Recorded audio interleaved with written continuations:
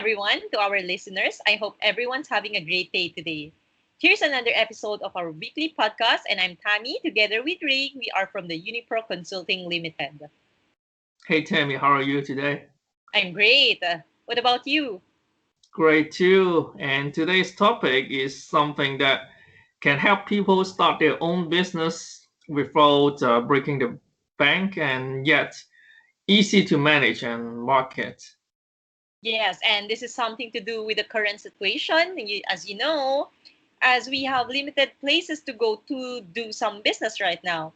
And as you know, everything is going virtually, like virtual selling, virtual seminars, virtual exhibitions, or virtual fair, like looking for suppliers and vendors virtually. That's right, Tammy. And that really sounds cool. People are really adapting the changes that we are all currently facing. And this is actually well, maybe it's a good thing, maybe to businessmen who are adjusting to the changes. That's perfectly normal. Just have a little patience, and everything will just go as it goes. Yeah, maybe.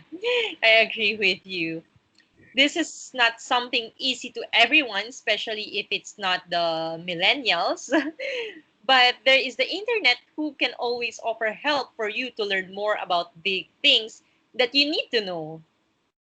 So, what we're going to discuss today is the export and import of products. You might want to bring some imported products to your home country.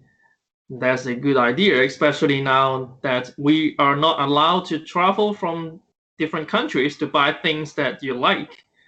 So why not just bring it to your home country to be more accessible to everyone?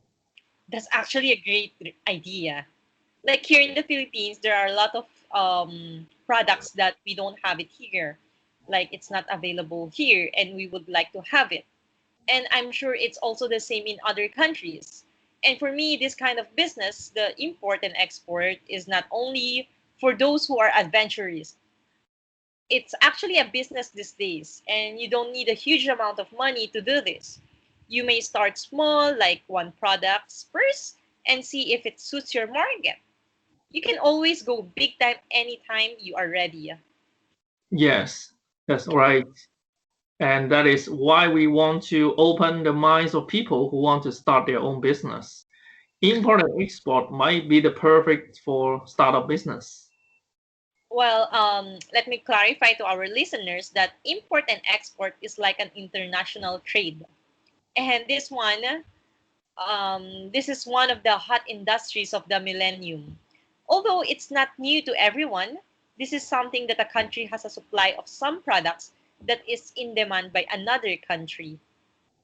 Yes, international trade becomes more and more rewarding for both in terms of profits and in terms of personal satisfaction. Right. So, how are they going to start this kind of business, the import and export? That's a good question. How are they going to start this business? First, you need to think of a product, obviously, a product that you think with a good market, because the target market plays a big role in your business. Then, second would be your startup cost, followed by the income and billing, operation stuff, marketing stuff, resources, etc. Yeah, I think if you are just a small startup business, you can first study which product suits your target market. Study the income and billing. For the operation, maybe they can start alone or with a partner. Um, no need to go big if you are just starting, right? Yes, if you are just starting your business, go register the company, find a good supplier, and sell your product. Maybe it could be on your own website or another third-party platform like Amazon, Lazada, or Taobao. Um, What might be the cost if you import your products to your home country? Well, if you prefer to create your own website and sell from there, or let's say you won't be using a third-party logistic company, then this might cost a little bit more money as you need to pay the duties and tax to manage those stuff. And duties tax, depending on your product, like the amount and quantity, it will be different. Yeah. Like here in the Philippines, they charge big taxes here. So, what do you suggest? Use a third-party logistics company or ship it directly to your country? Well, this actually depends on the seller.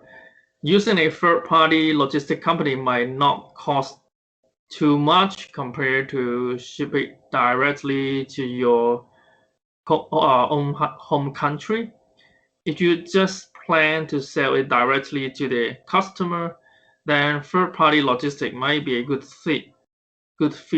However, if you plan to sell it not only to the end customer but also to resellers who will then sell your product to end customers, then shipping it to your home country would be perfect. Yeah, that makes sense. So it would really depend on your target market. Yeah, like I said, your target market plays a big role in your business. Well, maybe for me, I would go for shipping directly to my home country if I want a bigger market. Sell the products to the consumers and sell it to the resellers as well. In this case, actually, this is a great idea because I'm targeting two birds in one stone. I sell it directly to the customers, and then I also target the resellers. True, but you also have to consider that you are a startup business, and remember to start this small or doing a trial of your product, then go for third-party logistics first. There are a lot of third-party logistics available there. Just find the best for you. Yeah, great. And where can we find good suppliers then? It also depends on which product you are interested in. Is it something eatable or electronics and accessories? Maybe it's hobbies and crafts for kids. Not to mention that China or Asia offers a lot of products in the market with not too overpriced, but you have to find the best product. Like the quality is very important. Yeah. Don't compromise the quality of the product. Let's say you want to sell the cheese. Okay, I love cheese. Which country offers the best cheese? Best to go to the United Kingdom, like in Italy, Germany, Paris, or wherever you think that offers the best cheese. Of course, you won't be going to the Philippines to check for some cheese because you probably think it's cheap here. You would go for the country who offers the best of the products you are looking for, right? Like in the United Kingdom. Yes, let's give an example which product to import.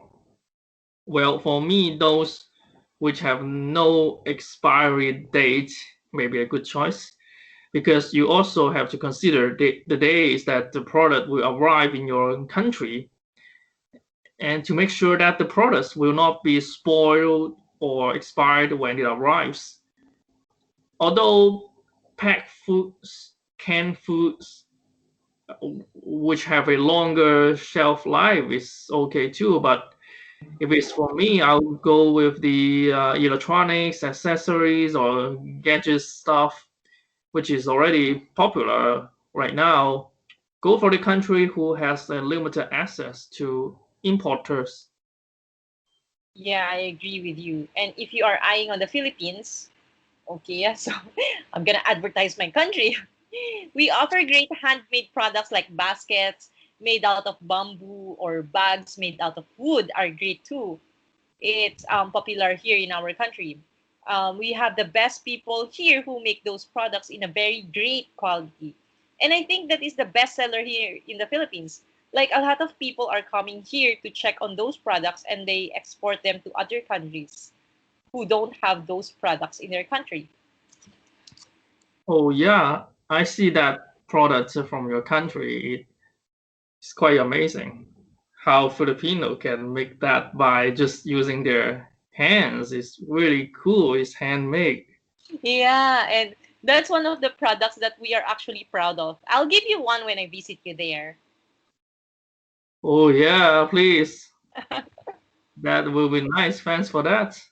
Sure, no problem. So that's also something you can sell, something that is known in your country. Sell it internationally or like export it internationally. Make your country proud as well, right? Anyway, going back um to now that people cannot go to other places, why not bring the international products in your home country? It can be making your own milk tea.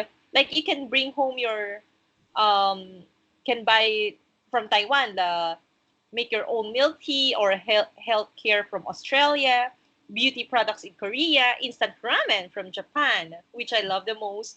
There are a lot of things you can consider bringing in your country. That's right. It's actually a good idea.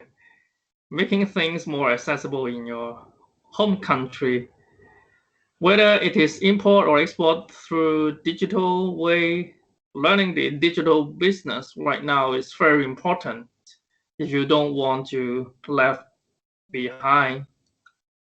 I agree. So yes, I hope our listeners again learn something from us again. If you want to listen to a topic or you want a topic that you want us to discuss or you are interested in, just leave a comment. Thank you, Tammy, for today's discussion. It's a meaningful one. Thanks, Ray. Till our next podcast. Bye. Bye.